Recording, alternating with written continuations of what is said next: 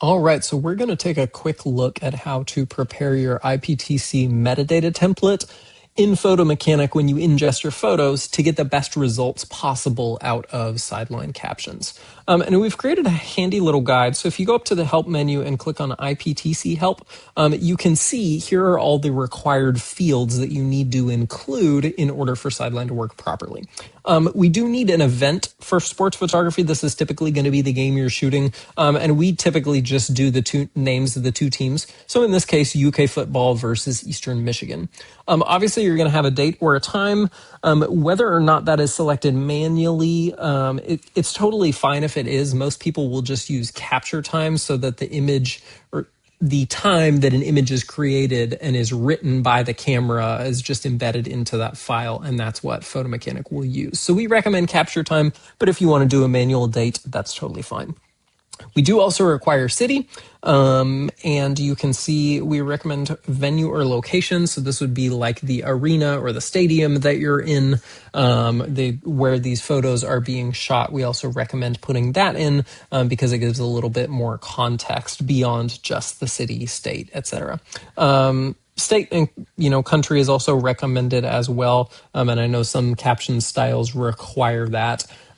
So we have that in here. And then finally, the copyright field. There is an option in Sideline's settings to have a copyright appended, and many photos you will want the copyright appended onto the end of the caption.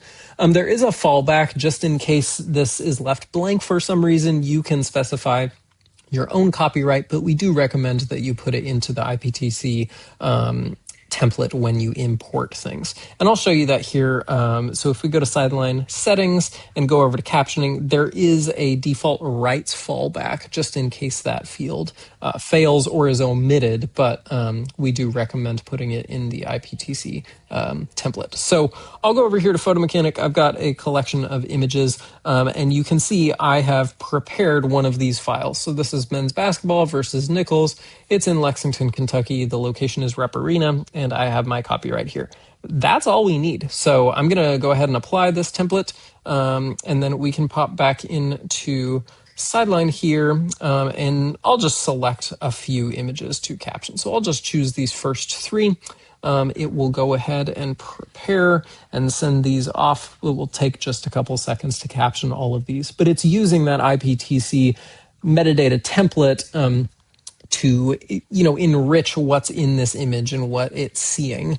So it will use the code replacements file, the content of the image, and then the additional information that you provide. So if we look, we can see University of Kentucky guard Colin Chandler stands ready during the game against Nichols. We're passing that in. We're passing University of Kentucky in on Tuesday, November 4th. That's the date in Lexington, Kentucky. And then we have the copyright here. Perfect caption.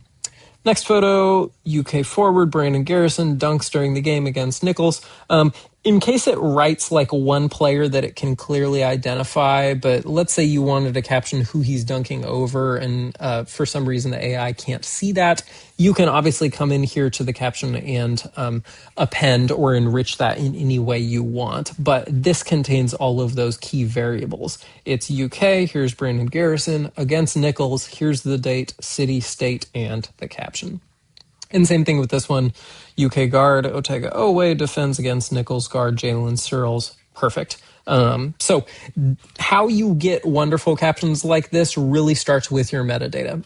The better that template file is, the more information you include, the better your captions are going to be. So that is a basic primer of how to get those results. Again, if you ever need to reference that or you need any help with that, you can come up here to help and just click on IPTC help and you can see the full guide there. But that is how to prepare files for captioning.